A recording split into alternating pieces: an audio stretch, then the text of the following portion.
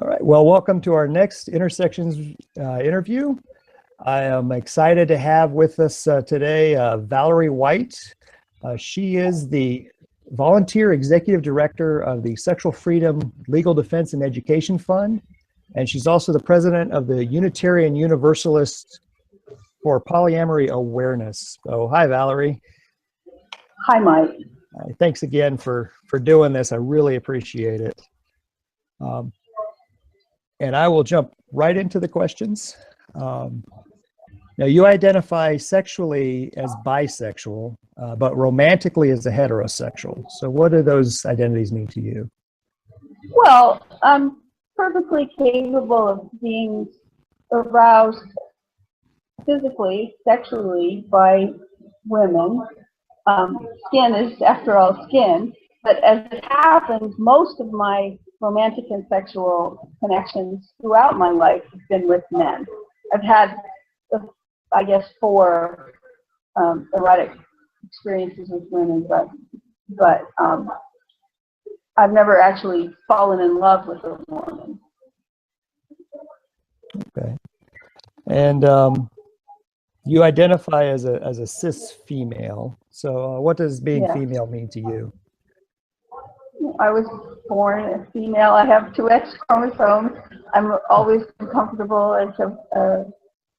with that gender expression. Okay, very cool. Now you're, based on your questionnaire, you said you've been in a 21-year triad with Ken and Judy. Ken is the hinge. And you have a long-distance secondary relationships with Bergen, Adlai, Sterling, and Bernie, right? Am I saying all that right? Okay. And Ken also has a 3rd non-resident primary, Peg. And then Judy has no partners outside your triad, but she has in the past. So how do relationships develop and work in your life? Well, Ken and Judy have been together since they were freshmen at Stanford in the late 70s.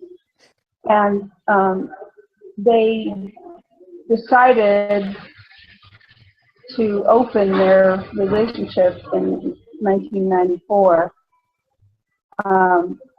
after they'd already been together for a while. They did that by putting an ad in Loving More, personal ad. Ken put a personal ad in Loving More, which I found, and I was intrigued by the contents of the ad. It sounded like this was a person who was interested in a lot of the same stuff I was interested in. Then I found out, however, in the course of, well, it was also, the connection was by an email address, and while email wasn't all that common back then, I didn't think I could get in too much trouble with just email. So I answered the ad.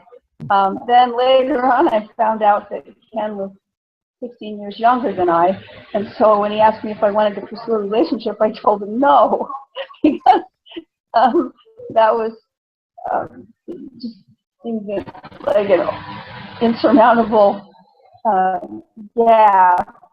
But one of the things he had always said that he,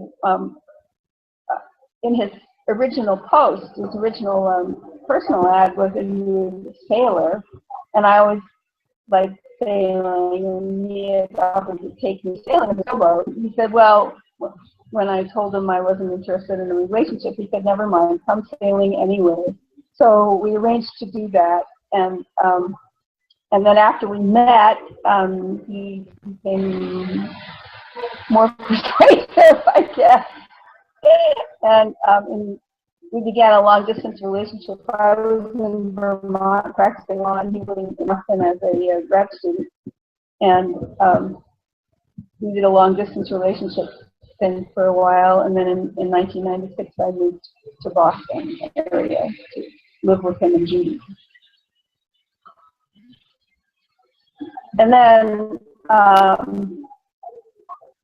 it was always understood that it was a polyamorous relationship, and that I was also free to seek other partners, and I did. I had several that are no longer partners, but Ken and Judy and I live together. We are raising 13-year-old twins. The twins were born by Judy. They are Ken's children, and they were conceived using donor egg IVF using the eggs of my eldest daughter. So genetically I'm their grandmother. Functionally, I'm one of their two mommies, and legally I'm their co-guardian of Ken and Judy. So we are a family. We call ourselves an intentional family. And sometimes my other partners are here for the night, and sometimes Peg is here for the night, and that's how we live our lives. Wow. That is very cool.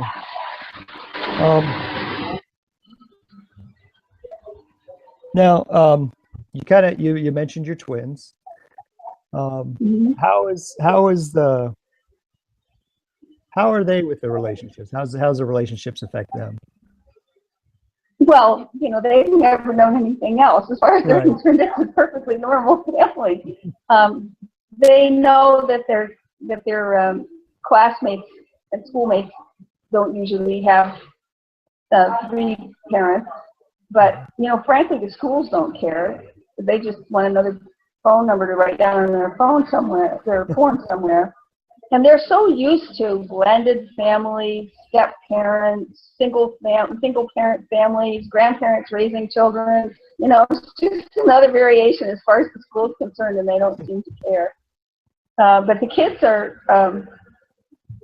think it's kind of cool that they have an extra parent, that they have 3 parents with 3 very different sets of interests and personalities that take them to do different things. And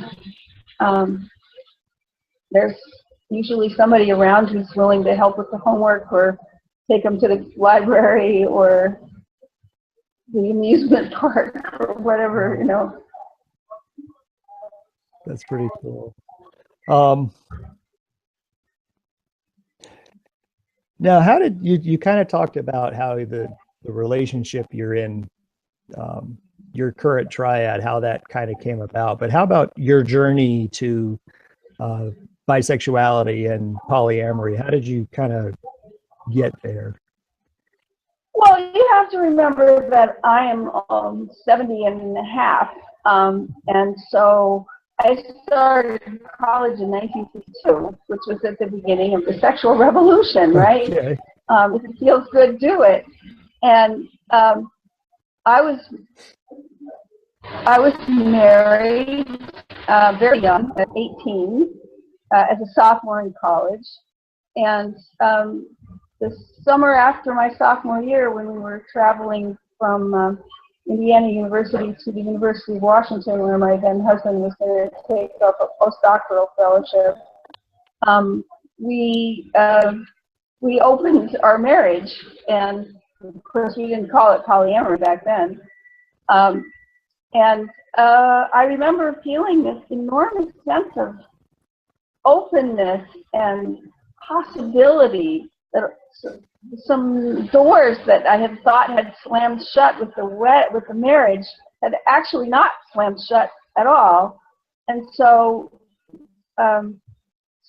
we had an open marriage in 1964 or thereabouts.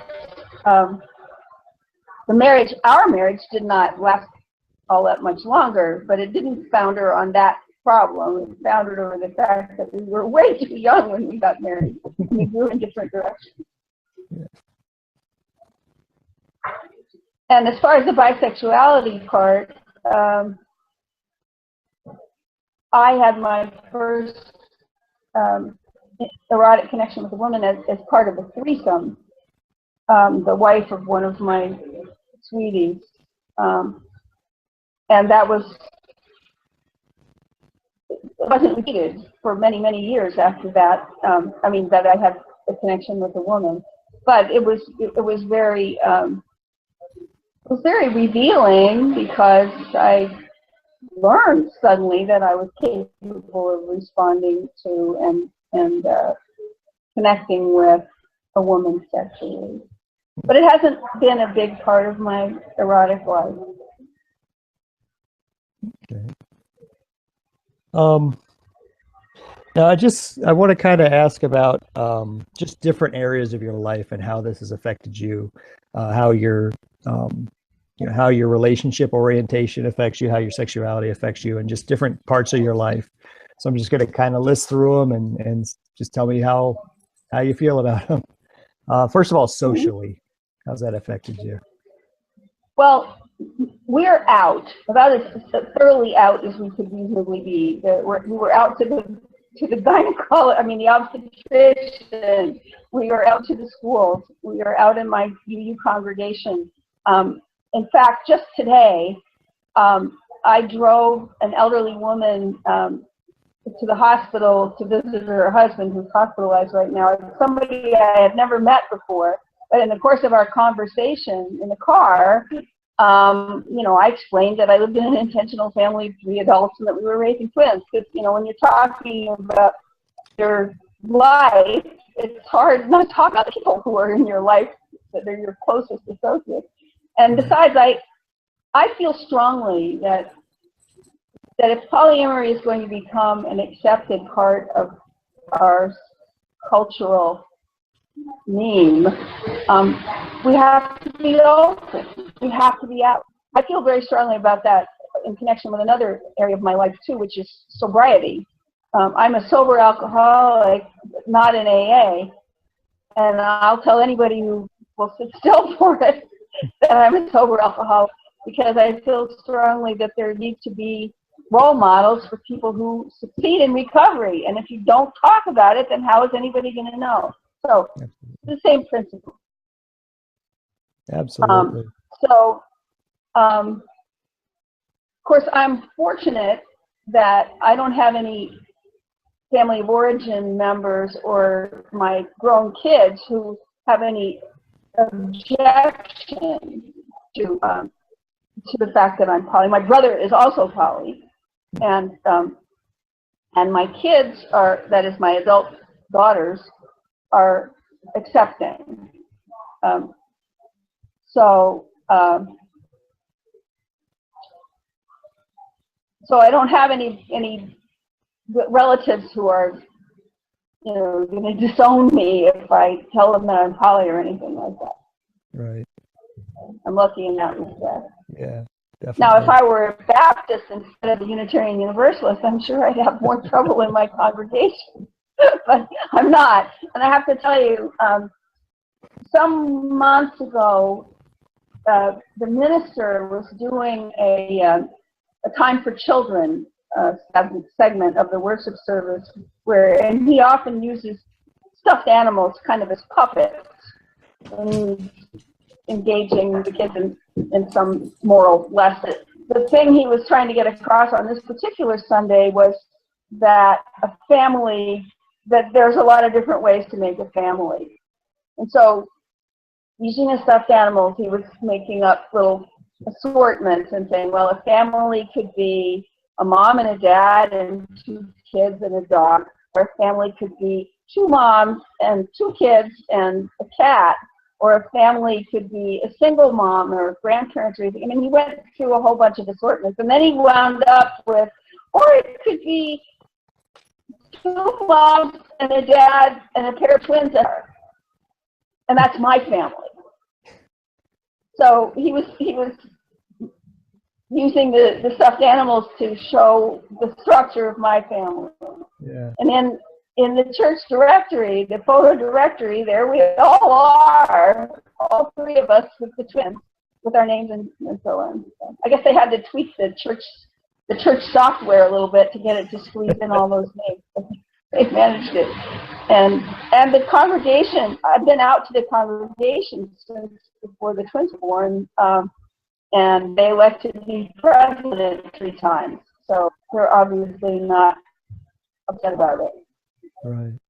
I don't know whether in 2014, when the General Assembly, that's the annual meeting of the Unitarian Universalist denomination, was held in Providence, Rhode Island, they adopted an amendment to their non-discrimination language, which added gender expression and relationship structure, which means that they've undertaken not to discriminate against polyamorous families or people in power exchange BDSM type relationships, and of course trans people. That's pretty. So it's official. It's an official stance of the whole denomination. A truly open and affirming stance. Yeah. That's very cool. I mean, it also lists all the usual suspects, you know, age, race, their economic status, the whole, you know, GBLT status, whatever, all the usual suspects, but then they added these two new ones. Yeah. That is actually very cool. So, how about legally? Any? Well, of course, we can't get married yet. Anyway, when the struggle for equal marriage for same-sex couples was being fought, it's mostly won now, thank goodness, at least in this country. But the UPA and other poly organizations made a conscious decision to keep a low profile. We supported equal marriage. We believed in it. But we didn't want to give the slippery slope folks any ammunition to say, well, see, if you let same-sex couples marry, then pretty soon people will want to marry their dogs or marry free people or something like that. And so we didn't say much except to say that we supported it. But there is a growing sense amongst poly people, I think, that we ought to have the right to establish a legal connection. But the trouble is, you know, it's not as easy as it was in terms of the infrastructure for the same-sex couples. I mean, if you want to arrange for same-sex couples to marry, all you have to do is change the marriage license application from bride and groom to person A and person B. And there's nothing else that needs to be done. But with multiple partner relationships, suppose two people are married and they want to marry a third one, and then one of the original couples wants out. Who do they have to divorce? And under what circumstances? And if three people got married all at once, and one of them wanted out, were the other two stay married when the third one leaves? We don't have any idea how to do this. It's too complicated, but we'll get there in the end. Yeah. But anyway, we have, of course, I'm a lawyer by training, so you'd think we have, you know, agreements and documents, papering the walls here about custody and ownership of property and stuff, but in fact we don't. And as I think I said earlier, we did have me appointed co-guardian of the twins with Ken and Judy, so that I can take them to the doctor and negotiate with schools and do all the things that a parent has to do. But we don't actually have a written agreement about what would happen if we broke up in terms of custody, visitation, child support, and so forth. We own a house together, and we talk about what we want to do in terms of the estate planning and things, but we don't have, there's nothing in writing except a will. Is that affected if you had like any kind of big decisions about one of your partners or something like that? Well, we have appointed each other all healthcare providers, so that that's one thing we did do. And we had an interesting run-in with the Registry of Motor Vehicles. We bought a used car, and when we got the title from the seller's son who was actually doing the transaction. The seller was in Florida. It was an elderly gentleman with Alzheimer's, and his son sold the car to us. The guy had signed the title. So we wrote our name, all three of our names on the title, and took it to the registry to get the new registration and title issued. And they wouldn't do it because their computers only had fields for 2 owners. So they said, to start with, we'd have to get the owner to sign an affidavit of why he needed a duplicate title, a notarized affidavit. This guy's in Florida and we're in Massachusetts. And I called the legal department and I finally found somebody with sense and prevailed upon him, and he told me what to tell the folks at the registry, which is just use the first 2 names and don't worry about it. But the fact of the matter is that when the car breaks down terminally and we decide to give it to Cars for Kids or something, only the people on the title get the tax deduction. Mm. So yeah, there's some quirks that you run into when you're trying to run your life this way. Sure. Huh. Now, how about medically? Any impact there for Well, you? as I said, we do have healthcare proxies appointing each other as healthcare. And actually, it's a good thing we did, because Ken got very sick a few years ago with a collapsed lung and lung abscess. And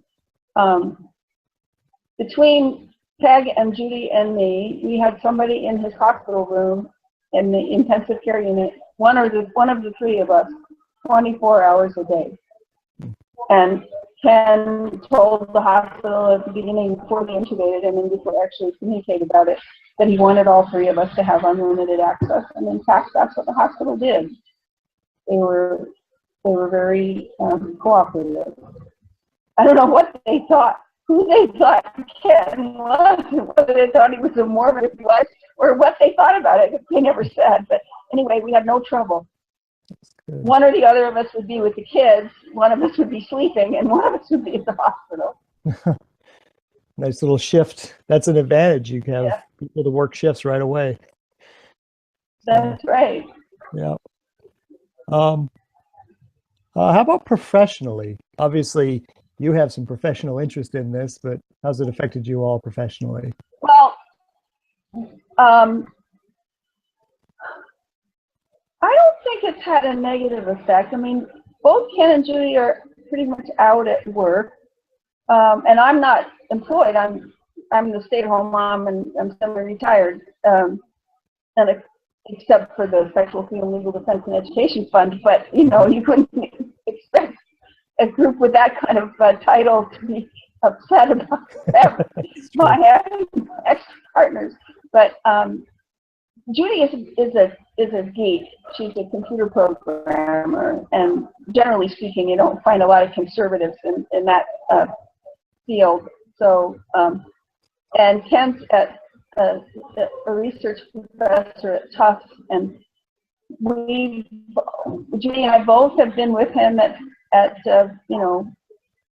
university gatherings. So I don't think it's been a negative thing with him. That's good. It's good. Sounds like in some ways it's been a positive for you. Well, it has many advantages, but I mean, it doesn't affect his work. Yeah.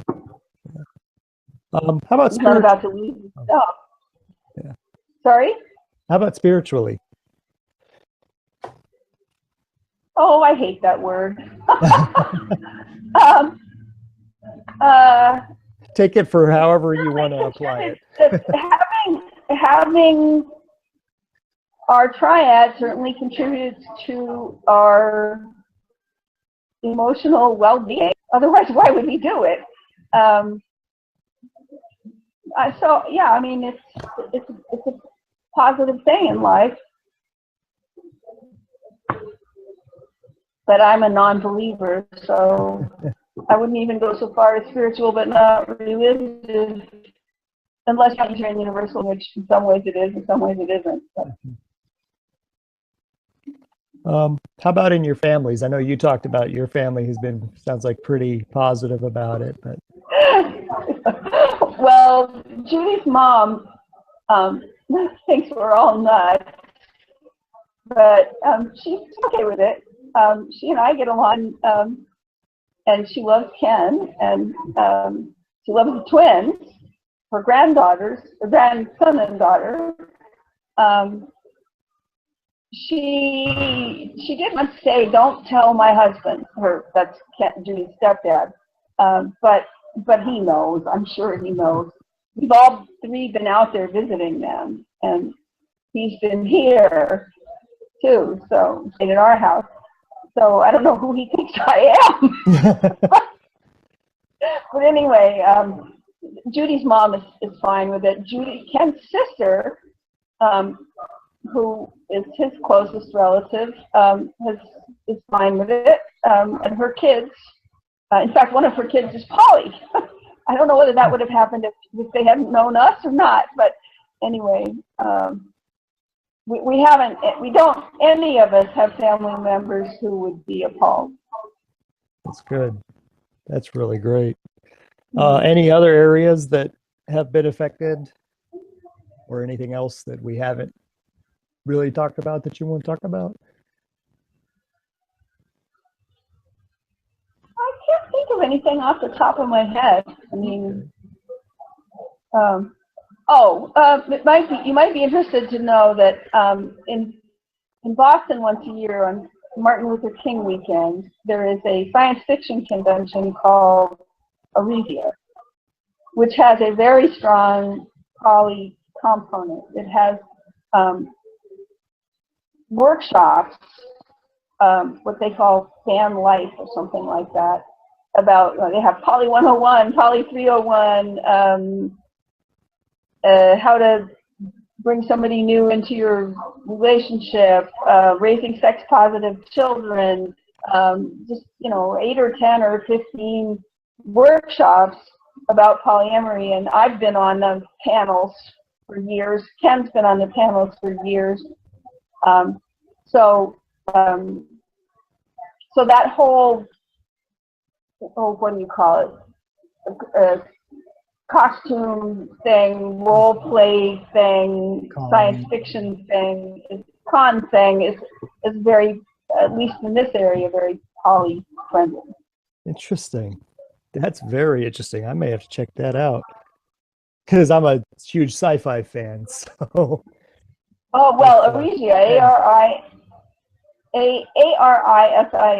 and it's 3 days. Starts Friday night and runs through Sunday. And it's got lots of good stuff. I'll have to check that out and maybe put a link to it on this video. So, anything else that you want to share? Or? No, I can't think of anything right off the top of my head. Okay, well, this has been really awesome. Thank you again for doing this. I'll share some stuff. I know I've got some links to some stuff about you and some things that have been published about you guys and stuff. So I'll put all that in there too. Okay. Yeah, just thank you again for sharing your time, sharing about your family with us. And it's been very, very, I don't know. I keep using the word cool, but that's kind of what it is to me. So thank you again. I think it's hot. All That's right. a good, okay. Good point. All right. Good Well, night, thank you very much. Have a good one. You're welcome. Hey, this is Mike. Thanks for watching. If you'd like to see some more videos, we'll be getting them out onto our YouTube channel, and you can also check them out on the Facebook page and our website, intersections.info. If you'd like to be interviewed, there's a link below that'll show you how to go through the process and get in touch with us so we can interview you. If you'd like to help support us financially, we do have a Patreon campaign set up. If you contribute monthly at the bronze level or higher, we'll give you early access to all the videos about 24 hours before everybody else gets to see them, plus some private chats and things like that that are available. So check that out. And if you'd like to just make a one-time contribution, we do have a GoFundMe campaign that's out there to try to get some better equipment, things like that. So check us out and let us know what you think in the comments, and appreciate it. Thanks.